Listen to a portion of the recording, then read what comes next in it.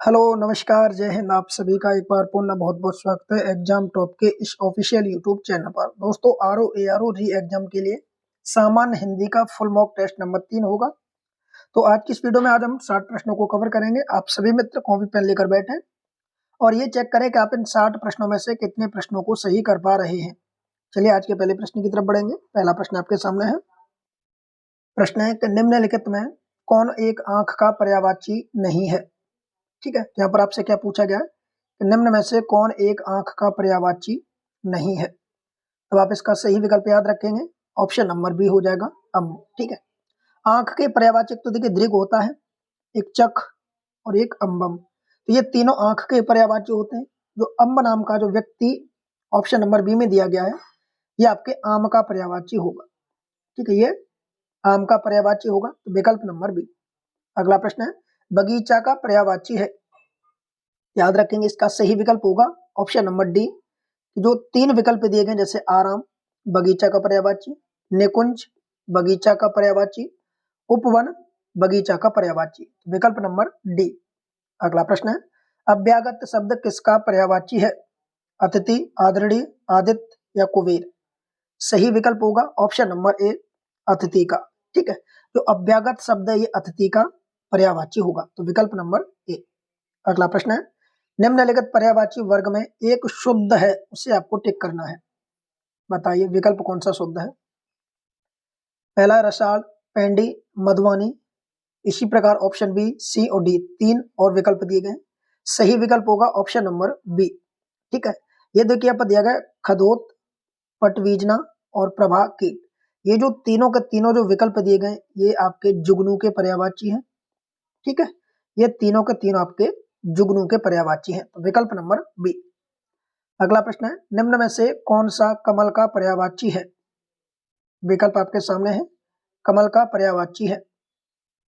देखिए, पुंडरीक कमल का पर्यायवाची, नीरज कमल का पर्यायवाची, फरफिज कमल का पर्यायवाची, विकल्प नंबर डी हो जाएगा उपयुक्त सभी। अगला प्रश्न है, बीभत्सु विरजयी किसका पर्यायवाची है। राजा, अर्जुन, बलराम, कृष्णा। सही विकल्प होगा ऑप्शन नंबर बी, अर्जुन का। ठीक है, बीभत्सु विरजयी ऑप्शन नंबर बी। अगला प्रश्न है, निम्नलिखित पर्यायवाची विकल्पों में कौन सा एक सही है। पहला ऑप्शन में दिया है अस्म, उपल, प्रस्तर। अस्म, उपल, प्रस्तर, ये तीनों के तीनों आपके पत्थर के पर्यायवाची हैं। ठीक है, ये तीनों के तीनों आपके पत्थर के पर्यायवाची हैं, तो विकल्प नंबर ए सही हो जाएगा। आगे बढ़ेंगे अगले प्रश्न की तरफ। मदनारिन, भव, हर, त्रिलोचन किसके पर्यायवाची हैं। ये जो 4 शब्द दिए गए, मदनारी, भव, हर, त्रिलोचन। त्रिलोचन से आपको पता होगा कि शिव का पर्यायवाची है। शिव को दूसरा नाम महेश भी कहा जाता है, तो विकल्प नंबर सी हो जाएगा यहाँ पर। ठीक है, ऑप्शन नंबर सी। अगला प्रश्न है, समन, कतान, यमुना, भ्राता शब्द पर्यायवाची है। ये जो 3 शब्द दिए गए, तो समन, कतान और यमुना, भ्राता, ये जो तीनों के तीनों जो पर्यायवाची हैं ये यम के पर्यायवाची हैं, तो विकल्प नंबर सी। अगला प्रश्न है, निम्नलिखित में से कौन एक आश्रम का पर्यायवाची नहीं है। ठीक है, नहीं शब्द का प्रयोग हुआ है। यहाँ पर जो सही विकल्प होगा वो होगा आयतन। ये आश्रम का पर्यायवाची नहीं है। आश्रम के क्या क्या पर्यायवाची हैं, एक देखिए स्तर, दूसरा मठ और तीसरा अखाड़ा। ये तीनों आश्रम के पर्यायवाची हैं। आयतन की बात की जाए तो आयतन आपका तो पर्यायवाची दिया गया है, ये घर का पर्यायवाची है। ठीक है, ये घर का पर्यायवाची होता है। अगला प्रश्न है, निम्नलिखित में से कौन एक तत्सम शब्द नहीं है। यहाँ पर स्पष्ट दिया गया कि इनमें से कौन सा एक तत्सम शब्द नहीं है। ठीक है, बताइए। उपल की बात करें तो उपल तत्सम शब्द है। ठीक है, जब भी इसका तद्भव बनाएंगे तो उपल का हो जाएगा ओला। ठीक है, उपल का ओला होता है। शकल की बात करें तत्सम शब्द है, शकल का छिलका होता है। वातायन की बात करें तो वातायन आपका तत्सम शब्द है। ठीक है, क्योंकि जो जंगला होता है ना, जंगला, जंगला, ये जंगला का तत्सम होगा वातायन। कार्तिक जो शब्द दिया गया है ये आपका तत्सम शब्द नहीं है, ये तद्भव शब्द है, तो विकल्प नंबर डी। एक तत्सम शब्द है, बताइए। 12वां प्रश्न है, एक तत्सम शब्द है। ठीक है, तो दाक शब्द दिया गया है, दाक ये आपका तद्भव शब्द है। ठीक है, पाहुणा जो शब्द दिया गया है, पाहुणा आपका तद्भव शब्द है। जागरण शब्द दिया गया है, ये आपका तत्सम शब्द है, तो विकल्प नंबर क्या हो जाएगा बी, बजरंग आपका तद्भव शब्द है। तो हमसे पूछा कि एक शब्द तत्सम है, तो विकल्प नंबर बी। अगला प्रश्न है, निम्नलिखित तद्भव तत्सम युग्म में कौन सही सुमेलित नहीं है। यहाँ पर नहीं शब्द का प्रयोग किया गया है। ठीक है, पहला दिया उपरोक्त। यहाँ पर पहले देखिए तद्भव आना चाहिए क्योंकि आगे तद्भव दिया गया है, अंतिम में तत्सम है तो अंतिम में तत्सम होगा। ठीक है, बताइए। उपरोक्त दिया गया है, उपरोक्त का जो तत्सम तद्भव आपको बनाना है। ठीक है, तो उपरोक्त का होता है उपयुक्त, तो पहला बिल्कुल सही है। दूसरा दिया गया आहेर, आहेर का दे रहा अहीर, ये गलत हो जाएगा। ठीक है, आहेर एवं अहीर दोनों तद्भव शब्द हैं, ये भी तद्भव शब्द है और ये भी तद्भव शब्द है। परांठा, परपट, ये बिल्कुल सही है। शाली, श्याली, ये भी बिल्कुल सही है। तो शाली इस तरीके से तद्भव में होगा, श्याली ये तत्सम हो जाएगा। परांठा तद्भव है, परपट तत्सम है। अगला प्रश्न है, निम्नलिखित में से कौन सा एक तत्सम शब्द नहीं है, बताइए। इनमें से कौन सा एक तत्सम शब्द नहीं है। विकल्प आपके सामने है। देखिए सुगट्ट की बात की जाएगी तो सुगट्ट आपका तत्सम शब्द है। ठीक है, वहीं रीता की बात की जाएगी तो रीता आपका तत्सम शब्द, माफ कीजिए, रीता आपका तद्भव शब्द है। ठीक है, रीता आपका तद्भव शब्द है। रीता का जब भी आप तत्सम बनाएंगे तो रीता का तत्सम बनता है रिक्त। ठीक है, रीता का क्या बनता है, रिक्त बनेगा। यहाँ पर लक्ष्य दिया गया है, तत्सम है। सिम्बा तत्सम है, तो विकल्प नंबर बी। अगला प्रश्न आपके सामने है, निम्नलिखित तत्सम तद्भव युग्म में कौन सही सुमेलित नहीं है। यहाँ पर भी यही पूछा है कि कौन सा इनमें सही सुमेलित नहीं है। आदित्यवार की बात की जाए क्योंकि पहले तत्सम दिया गया है तो यहाँ पर तत्सम आ गए, तो ये बिल्कुल सही है। तत्सम आदित्यवार होगा, इसका तद्भव इतवार होगा। कच्छप ये आपका क्या होगा, तत्सम होगा। कछु आपका तद्भव होगा। नव्य तत्सम होगा, नया तद्भव होगा। ये बिल्कुल आपके तीनों सही सुमेलित हैं। विकल्प नंबर डी गलत हो जाएगा। परस का परसों ये गलत हो जाएगा। ठीक है, परस का परसों ये गलत हो जाएगा क्योंकि परस एवं जो परसों शब्द दिए गए ये दोनों, परस एवं परसों ये दोनों तद्भव शब्द हैं। ठीक है, इनके तत्सम जब भी बनेंगे तो परस का हो जाएगा स्पर्श और परसों का हो जाएगा परस्व। ठीक है, ये हो जाएगा, तो विकल्प नंबर डी गलत है। अगला प्रश्न है, एक तद्भव शब्द है, बताइए इनमें से कौन सा एक तद्भव शब्द है। देखिए पिंजर की बात की जाए तो तत्सम शब्द है। नख हरण की बात की जाएगी, यहाँ पर जो शब्द दिया गया विकल्प नंबर बी में ये आपका तत्सम शब्द है। मसान की बात की जाएगी तो मशान आपका एक तद्भव शब्द है। ठीक है, मशान तद्भव शब्द है क्योंकि जब भी मसान का तत्सम बनाएंगे ये हो जाएगा शमशान। ठीक है, मसान का क्या होता है, शमशान होता है। ये आपका तत्सम शब्द है, तो विकल्प नंबर बी हो जाएगा, मसान का शमशान होता है। प्रत्यभिज्ञान निम्नलिखित में से किसका तत्सम है। यहाँ पर एक शब्द दिया गया प्रत्यभिज्ञान, बताएंगे। याद रखेंगे प्रत्यभिज्ञान होता है पहचान का, तो विकल्प नंबर सी। ठीक है, इसी क्रम में अगला प्रश्न है कि सही सुमेलित नहीं है, एक तरफ तद्भव और दूसरी तरफ तत्सम दिए गए हैं। देखिए जौ की बात की जाए तो जौ जो शब्द दिया गया है जौ का तत्सम होता है यब, तो ये बिल्कुल सही सुमेलित है। थोड़ा की बात की जाए तो थोड़ा का जो तत्सम होता है वो होता है स्तोक, ये भी बिल्कुल सही है। खम्मा की बात की जाए तो खम्मा का दे रहा है खात, ये गलत हो जाएगा। ठीक है, क्योंकि खम्मा का जब भी आप तत्सम बनाएंगे तो खम्मा का होता है स्तंभ। ठीक है, क्या होता है, याद रखेंगे सभी मित्रगण, खम्मा का होता है स्तंभ, तो विकल्प नंबर बी गलत है। वेन का वेणु ये भी बिल्कुल सही है। अगला प्रश्न है, पहला का तत्सम होगा। ठीक है, पहला ये कहा गया, पहला का होता है प्रथिल, विकल्प नंबर ए। ठीक है, पहला का क्या होगा, प्रथिल होगा। ठीक, वही एक की बात की जाए, ठीक है, एक तो एक के तत्सम शब्द है, ये एका का होता है, एका ये तद्भव होगा और इसका तत्सम होगा एक के। एकल की बात की जाए तो एकल आपका तत्सम है और इसका जब भी तद्भव बनाएंगे तो होगा एकलौता। ठीक है, एकलौता जो शब्द होगा वो आपका इसका तद्भव होगा। आगे बढ़ेंगे, कौन सा एक तत्सम शब्द है, बताइए। 20वां प्रश्न है, कौन सा एक तत्सम शब्द है। तो आप सभी को पता होना चाहिए तत्सम शब्द पूछा गया है। ठीक है, सही विकल्प होगा इसका ऑप्शन नंबर डी, आदर्श। आदर्श एक शब्द आता है आरसी। ठीक है, आरसी, और आरसी का जब भी आप तत्सम बनाएंगे तो वो आपका आदर्श होगा, तो विकल्प नंबर डी। पूछा गया विशेषण एक नहीं है, बताइए। विशेषण शब्द नहीं है ये आपको बताना है। 21वां प्रश्न है, तो देखिए जो उपन्यास एक शब्द दिया गया ये उपन्यास यानी ये विशेषण है। पंकिल ये भी आपका विशेषण होगा। ठीक है, छद्देश ये भी आपका विशेषण होगा। क्षमा, क्षमा आपका विशेषण नहीं है, क्षमा आपका विशेष्य है। ठीक है, क्षमा क्या है आपका, तो क्षमा दोस्तों आपका विशेष्य है। और जब भी आपका इसका विशेषण बनाएंगे तो क्षमा का जो विशेषण बनेगा वो बनेगा क्षम्य। ठीक है, तो क्षम्य एक विशेष्य शब्द है, इसका जब भी विशेषण बनाएंगे क्षम्य हो जाएगा।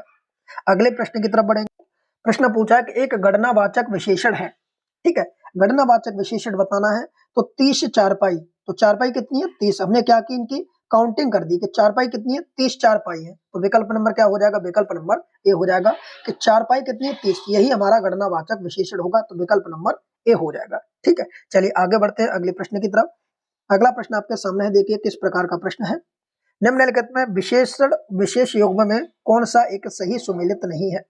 देखिए पहले जब विशेषण दिया गया है तो आपकी ये जो पहले शब्द दिए गए सब विशेषण होंगे, ठीक है, अंत में विशेष है तो पीछे वाले सारे विशेष्य माने जाएंगे। अब आप बताएंगे इनमें से कौन सा सही सुमेलित नहीं है। ठीक है, सबसे पहले एक एक करके बात करेंगे। पहला है शाक्त, और जो शाक्त शब्द है ये शक्ति का क्या होगा, विशेषण है, तो ये बिल्कुल सही है। ठीक है, कि शाक्त आपका विशेषण है और शक्ति विशेष है। मनु आपका विशेष्य है और मनु का जब भी विशेषण बनाएंगे मानव होगा, तो ये भी बिल्कुल सही है, पहला भी सही और दूसरा भी सही। तीसरा प्राची, प्राची को प्राच्य कहा जाता है, तो ये बिल्कुल सही है आपका, ये भी बिल्कुल। अगला तृप्त, यह हो जाएगा तृप्ति, ये गलत है आपका। ठीक है, तो विकल्प नंबर डी गलत है, बाकी तीनों ऊपर वाले सही सुमेलित है। अगला है, निम्नलिखित वाक्यों में किस एक में सार्वजनिक विशेषण का प्रयोग किया गया है। सभी साथीगण बताएंगे सार्वजनिक विशेषण का प्रयोग किया गया है। तो देखिए यहाँ पर सार्वजनिक विशेषण क्या होता है। ठीक है, तो आप इसको समझें कि संज्ञा से पूर्व आए हुए, याद रखेंगे, कोई भी पुरुषवाचक जो या निजवाचक जो सर्वनाम जब किसी भी संज्ञा से पहले आता है, जैसे सर्वनाम इसमें क्या होगा, यह होगा संज्ञा, अब मानेंगे ईमानदार, तो इससे पहले क्या आ गया सर्वनाम। संज्ञा से पहले जब भी सर्वनाम आएगा वो सार्वनामिक विशेषण कहलाएगा, विकल्प नंबर सी। अगला प्रश्न है, लोभ का सही विशेषण होगा। तो दोस्तों याद रखें, लोभ का आपसे क्या पूछा है, विशेषण पूछा है। तो लोभ का जब भी विशेषण बनाएंगे तो याद रखेंगे लोभ का विशेषण होता है लुब्ध। ठीक है, कौन सा वाला, तो आप याद रखेंगे ये वाला जो लुब्ध होता है ये आपका होगा लुब्ध। अब देखिए लुब्ध किसमें दिया गया, विकल्प नंबर ए में दिया गया है। ठीक है, तो विकल्प नंबर ए। अगला प्रश्न है, निम्नलिखित में से कौन एक विशेष शब्द है, केवल विशेष शब्द है। ठीक है, तो इसका सही विकल्प होगा ऑप्शन नंबर बी, औचित। तो विकल्प नंबर बी इसका सही विकल्प हो जाएगा। अगला प्रश्न है, विशेषण युग्म में कौन एक त्रुटिपूर्ण है।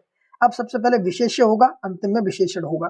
देखिए सभा की बात करें तो जब भी सभा का आप विशेषण बनाएंगे तो सभा का विशेषण होगा सभ्य।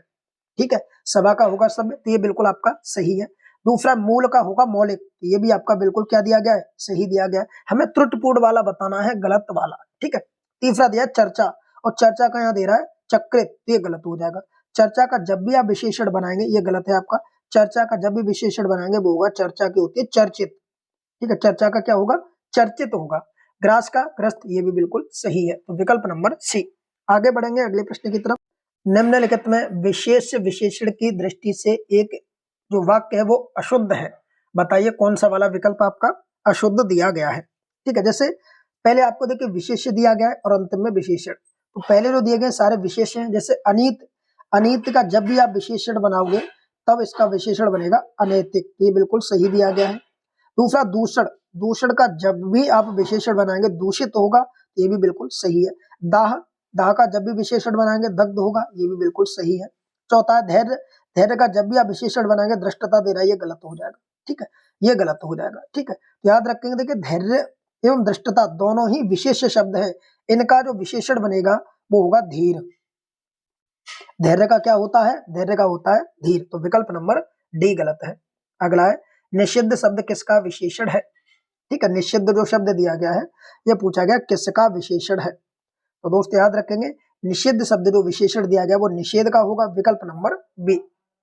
अगला प्रश्न है, निम्नलिखित में एक विशेषण है, बताएंगे इनमें कौन सा एक विशेषण है। याद रखेंगे विकल्प नंबर सी हो जाएगा फलित। ठीक है, फलित क्या है आपका, एक देखिए फल होता है फल, फल का जब भी आप विशेषण बनाएंगे तो होगा फलित, तो विकल्प नंबर सी। अगला प्रश्न है, विलोम युग्म में कौन सा एक त्रुटिपूर्ण है। ठीक है, इनमें से कौन सा एक विलोम गलत दिया गया है। जैसे आग्रह की बात करें, आग्रह का होता है अनाग्रह, बिल्कुल बिल्कुल सही है। ध्वंस का होता है निर्माण, ये भी बिल्कुल सही है। महात्मा का होता है साधुत्मा, ये गलत हो जाएगा। महात्मा का जब भी विलोम होगा वो होगा दुरात्मा। महात्मा का क्या होता है, याद रखेंगे साथियों, महात्मा का होता है दुरात्मा, तो विकल्प नंबर सी गलत है। शविकार का निर्विकार, ये भी बिल्कुल सही है, विकल्प नंबर सी। निम्नलिखित में से कौन सा एक विलोम त्रुटिपूर्ण है, बताइए। पहला दिया गया देखिए आपके सामने फ्रजन, फ्रजन का होता है विनाश, बिल्कुल सही दिया गया है, ठीक है। दूसरा दिया गया यथार्थ, यथार्थ का होता है कल्पित, बिल्कुल सही है। तीसरा प्रतिपत्ति और विकल्प में दे रहा विपत्ति, तो ये गलत हो जाएगा, ठीक है, ये गलत है। प्रतिपत्ति का विपत्ति नहीं होता, प्रतिपत्ति का होता है निष्पत्ति, ठीक है। किस तरीके से होता है? निष्पत्ति, ये वाला होना चाहिए निष्पत्ति, ठीक। हास का रुदन होगा, ये भी बिल्कुल सही है। तो सृजन का विनाश, यथार्थ का कल्पित, प्रतिपत्ति का निष्पत्ति और हास का रुदन। अगला प्रश्न है, विरक्ति शब्द विलोम है, ठीक है। ये जो विरक्ति शब्द दिया गया है, ये आपका क्या दिया गया है? विलोम दिया गया है। बताएंगे कमेंट करके इसका सही विकल्प क्या होगा। तो दोस्तों विरक्ति का होता है अनुरक्ति, विकल्प नंबर ए। तो विकल्प नंबर ए आपका सही आंसर होगा। आगे बढ़ेंगे अगले प्रश्न की। सूची 1 को सूची 2 से सुमेलित करके बताना है, ठीक है, और कूट के माध्यम से आपको बताना है कि किसका क्या विलोम होगा। चलिए एक एक करके समझेंगे। सबसे पहले दिया गया यहाँ पर देखिए अनंत, अनंत का जब भी आप विलोम बनाएंगे अनंत का होता है ससीम, तो ये आपका सुमेलित कहाँ होगा? यहाँ हो जाएगा, ठीक है। फिर दिया नराधम, नराधम का विलोम होता है नरपुंगव, तो ये हो जाएगा आपका यहाँ सुमेलित। फिर दिया नाथ, नाथ का होगा शनाथ, तो ये हो जाएगा आपका यहाँ, और प्रखर का हो जाएगा मंद। तो इसी प्रकार आप इन्हें सुमेलित करेंगे। अब आप इनको लगा सकते हैं। देखिए पहले आएगा 3, ठीक है, माफ कीजिए एक तरफ, यहाँ पर पहले आएगा आपका 3, फिर उसके बाद आएगा 4, उसके बाद 1 और उसके बाद 2। तो 34, 12 ये आपका जिस भी विकल्प में संख्या मिल जाए वही आपका सही आंसर होगा। आइए देखते हैं 34, 12 किसमें? 34, 12, 34, 12 विकल्प नंबर सी में दिया गया, तो विकल्प नंबर सी सही आंसर होगा। अगला प्रश्न है, निम्नलिखित पर विचार कीजिए, एक तरफ शब्द और दूसरी तरफ विलोम और सही कूट का प्रयोग करना है कि कौन कौन से सही सुमेलित हैं, ठीक है। अब पहले देखिए यहाँ पर आप देखेंगे तो पहले दिया गया आपका यहाँ पर कि पहले देखा गणतंत्र, तो गणतंत्र का जो विलोम होगा वो राजतंत्र होता है, तो पहला आपका सही है। जंगम का स्थावर होता है, ये भी बिल्कुल सही है। उत्तम का अदम होता है, ये भी बिल्कुल सही है। तो उपयुक्त में 1, 2, 3 विकल्प नंबर डी आपका सही विकल्प होगा। अगला प्रश्न है साथियों, देखो अगर वीडियो पसंद आ रहा है तो चैनल को सब्सक्राइब अवश्य करें। आरओ प्री और मेंस के लिए हिंदी की टेस्ट सीरीज लगातार चलेगी, साथ ही साथ आपके जीएस की और करंट अफेयर की भी टेस्ट सीरीज चालू की जाएंगे। तो आप सभी लोग क्या करें, टेलीग्राम ग्रुप को ज्वाइन कर लें, डेली 8 बजे वहां पर फ्री लाइव टेस्ट होता है। साथ ही साथ यूट्यूब चैनल को सब्सक्राइब कर लें, जिससे कि जो भी वीडियो हमारा आगामी एग्जाम को लेकर आए वो आपको समय पर मिलता रहे। प्रश्न है, निम्न में विलोम की दृष्टि से सही युग्म है। अब यहाँ पर आपको बताना है कि कौन कौन से सही युग्म है, ठीक है, बताइए दृष्टि से सही युग्म है। पहला दिया गया है प्रगल्भ, तो प्रगल्भ का यहाँ दे रहा है गल्भ, तो ये आपका पहला क्या हो जाएगा? गलत हो जाएगा, ठीक है। इसमें क्या गलती होगी?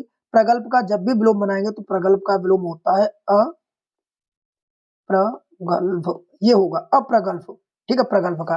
दूसरा दिया समवेत, और यह दे रहा है असमवेत, तो समवेत का जो विलोम होगा वो बिल्कुल सही दिया है, असमवेत होगा। निषिद्ध दिया है, निषिद्ध का विलोम होता है विहित, निषिद्ध का क्या होता है? तो दोस्त याद रखेंगे, निषिद्ध का विलोम होता है विहित, ये भी गलत था। अंतर्मुखी का होता है बहिर्मुखी, ये चतुर्मुखी नहीं होता, तो विकल्प नंबर बी विकल्प सही है। अगला है, विलोम युग्म में कौन सा एक सही सुमेलित है? सही सुमेलित आपको टिक करना है, ठीक है। जैसे पहला दिया गया अक्षर, अक्षर का जो विलोम होता है वो होता है आपका क्षर, साक्षर नहीं होता, तो पहला गलत हो जाएगा, ठीक है, अक्षर का क्षर होता है। अल्प दिया है, अल्प का लघु नहीं होता, अल्प का होता है या तो अधिक होगा या फिर यही दूसरी भाषा में कह सकते हैं अधिक को बहुत, ठीक है। तो अधिक या बहुत दोनों में से कोई भी हो सकता है, ये भी गलत है। तीसरा त्याज्य, त्याज्य का जो होता है वो अग्राह्य नहीं होता, ये भी गलत दिया गया है, ठीक है। त्याज्य का होता है केवल केवल ग्राह्य, ठीक है, केवल केवल ग्राह्य, ये वाला, तो ये भी बिल्कुल गलत था। तरुण का वार्धक, ये बिल्कुल सही है, तो विकल्प नंबर डी। आगे बढ़ेंगे अगले प्रश्न की तरफ। निम्नलिखित युग्म में कौन सा एक सही सुमेलित नहीं है, ठीक है, नहीं शब्द का प्रयोग किया गया है, बताइए कौन सा एक सही सुमेलित नहीं है। देखिए अभिर्मुखी की बात की जाए तो अभिमुख का प्रतिमुख होगा, तो ये बिल्कुल सही है। आद का अंत होता है, ये भी बिल्कुल सही है। दुष्कर का पुष्कर दे रहा है, ये गलत हो जाएगा, ठीक है, दुष्कर का पुष्कर नहीं होता। दुष्कर का जब भी विलोम आपसे पूछा जाए तो दुष्कर का होता है शुकर, ठीक है। दुष्कर का क्या होगा साथियों? याद रखेंगे सभी साथीगण, दुष्कर का शुकर होगा, तो विकल्प नंबर सी गलत है, ठीक है। हमसे पूछा कौन सा एक सही सुमेलित नहीं है, तो विकल्प नंबर सी। कृत का अकृत, ये भी बिल्कुल सही है। अगला प्रश्न है, नेपथ्य शब्द का विलोम क्या होगा? अगर आप में से लगातार हमारी टेस्ट सीरीज से जुड़े हुए हैं तो आपको याद होगा कि एक एक प्रश्न की व्याख्या कराई जाती है, ठीक है। नेपथ्य शब्द का सही विलोम क्या होगा? तो मित्रों याद रखेंगे, नेपथ्य का विलोम होगा सम्मुख, विकल्प नंबर सी, ठीक है। तो मोस्ट इंपोर्टेंट प्रश्न है ये, नेपथ्य का सम्मुख। अगला, पाश्चात्य शब्द का सही विलोम क्या होगा, बताइए। तो दोस्तों याद रखेंगे पाश्चात्य का जब भी विलोम पूछा जाए तो इसके दो विलोम होते हैं, ठीक है। एक आपका होता है पूर्वार्थ और एक होता है पौरुष। तो विकल्प नंबर ए और सी अर्थात ऑप्शन नंबर डी आपका राइट आंसर होगा। आगे प्रश्न है कि निम्नलिखित शब्दों में किसकी वर्तनी अशुद्ध है, ठीक है। अशुद्ध वर्तनी आपको बतानी है, किसकी वर्तनी अशुद्ध है। पहला दिया गया स्थायित्व, तो ये बिल्कुल सही वर्तनी है, स्थायित्व इसी प्रकार से लिखा जाता है। दूसरा देगा अंतर्गत, ये जो शब्द अंतर्गत दिया गया ये गलत लिखा गया है। अंतर्गत आपका इस तरीके से नहीं लिखा जाता, ठीक है। अंतर्गत आपका इस तरीके से नहीं लिखा जाता, जो रा उड़ा हुआ है ता पर, ये रा आपका गा पर होना चाहिए। तो अंतर्गत ये आपकी सही वर्तनी है, ठीक है। बादाम बिल्कुल सही लिखा गया है, पारलौकिक बिल्कुल सही लिखा गया है। अगला प्रश्न है कि निम्नलिखित में कौन सा एक अशुद्ध वाक्य है। यहाँ पर जो 42वां प्रश्न दिया गया आपको अशुद्ध वाक्य की पहचान करनी है, ठीक है। यहाँ पर पहला दे रहा है इस समस्या का समाधान क्या हो सकता है। याद रखेंगे समस्या का समाधान नहीं होता, समस्या का निराकरण होता है। क्या होता है? निराकरण। निराकरण शब्द का यहाँ पर प्रयोग होगा समाधान की जगह, ठीक है। तो यही पहला वाक्य आपका गलत है, बाकी सभी वाक्य आपके सही है। याद रखेंगे पहले वाक्य में समाधान की जगह क्या प्रयोग होगा? निराकरण होगा। तो विकल्प नंबर ए गलत है, बाकी सभी विकल्प सही है। अगला प्रश्न है कि वर्तनी की दृष्टि से आपको बताना है कि किसकी वर्तनी शुद्ध है, बताइए। 43वां प्रश्न है किसकी वर्तनी शुद्ध है। पहला देगा पक्षीगण, अशुद्ध वर्तनी है, क्योंकि आप सभी को पता होना चाहिए पक्षीगण जिस भी शब्द में गण शब्द का प्रयोग होता है वह पर मात्रा छोटी हो जाती है। पक्षीगण ये आपकी वर्तनी शुद्ध होगी, ठीक है। नक्षत्र की बात करें तो नक्षत्र आप सभी को पता होना चाहिए छ ये वाला बनता है, तो नक्षत्र ये आपकी सही होगी। सदुपदेश की बात करें तो सदुपदेश भी आपका गलत है, क्योंकि सदुपदेश में इस तरीके से लिखा जाता है सदुपदेश, सदुपदेश, ठीक है। जो सदुपदेश नहीं होगा, सदुपदेश होगा और मात्रा ऊ की आएगी। तो अभय शब्द आपका बिल्कुल सही है, विकल्प नंबर डी। बाकी तीनों वर्तनी आपने देख ली, पक्षीगण, नक्षत्र और सदुपदेश किस तरीके से लिखा जाता है। शुद्ध वाक्य का चयन करना है, ठीक है। यहाँ पर आपको क्या करना चाहते हो? शुद्ध वाक्य का चयन करना है। पहला वाक्य पुस्तकों को लाओ, ठीक है, पुस्तकों को लाओ, ये वाक्य आपका गलत हो जाएगा। यहाँ पर होगा पुस्तकें लाओ, को हटा देंगे, पुस्तकें, केवल पुस्तकें लाओ, ये होगा सही वाक्य, ठीक है। दूसरा उनकी दृष्टि चित्र में गड़ी है, ठीक है, उनकी दृष्टि चित्र में गड़ी है, तो ये गलत हो जाएगा। उनकी दृष्टि चित्र पर होगा, यहाँ पर चित्र पर गड़ी है, क्योंकि अंदर नहीं होगा ऊपर होगा, ठीक है। अंदर के लिए मैं और ऊपर के लिए पर का प्रयोग होता है, तो ये छोटी छोटी बातें आपको याद रखनी है। ये भी वाक्य गलत है। तीसरा है अपने लड़के नेक बनाओ, ये भी गलत हो जाएगा, ठीक है, ये भी गलत, क्योंकि यहाँ पर शुद्ध होगा अपने लड़के को अपने लड़के को नेक बनाओ, ये वाक्य होना चाहिए। तुम मुस्कुरा दिए, ये बिल्कुल सही है, तो विकल्प नंबर डी। आगे बढ़ेंगे। प्रश्न है कि निम्नलिखित शब्दों में किस एक की वर्तनी शुद्ध है। अब आपको यहाँ पर शुद्ध वर्तनी बतानी है, इसमें किस किस की वर्तनी शुद्ध है। जैसे प्रज्वलित की बात करें तो प्रज्वलित आपकी शुद्ध वर्तनी है, इसी प्रकार से लिखा जाता है। रचयिता गलत है, अंत्याक्षरी गलत है और ग्रहणी गलत है। अब इनकी सही वर्तनी क्या होगी? देखिए ये जो रचयिता लिखा जाता है वो किस तरीके से सही वर्तनी में लिखा जाता है, आप इसको देखें, ठीक है। रचयिता कई बार एग्जाम में पूछा गया है, ठीक है, तो आपको याद होना चाहिए कि रचयिता किस तरीके से लिखा जाता है। रचयिता लिखा जाता है इस तरीके से, ये सही वर्तनी है। अंत्याक्षरी की बात की जाए तो अंत्याक्षरी कैसे लिखा जाता है, याद रखेंगे दोस्तों। देखिए आधा ना आता है और आधा ही इसी में त्या आता है, क्या? आधा ता और या, और फिर वही तरीके से छरी, ये होगी आपकी सही वर्तनी अंत्याक्षरी, ठीक है। ग्रहणी की बात की जाए तो ग्रहणी आप सभी को पता होना चाहिए ग्रहिणी होता है, ठीक है, ग्रहिणी होता है, तो ये बिल्कुल आपकी सही वर्तनी है। याद रखें रचयिता, अंत्याक्षरी और ग्रहणी इस तरीके से लिखा जाएगा। अशुद्ध वाक्य का चयन करना है, एक वाक्य आपका अशुद्ध होगा, बाकी तीन शुद्ध होंगे, ठीक है। पहला वाक्य प्राय सभी लोग ऐसा सोचते हैं, ठीक। अब देखिए यहाँ पर दो शब्दों का प्रयोग किया गया इस वाक्य में, प्राय सभी लोग ऐसा सोचते हैं, तो इसका जो शुद्ध वाक्य होगा वो होगा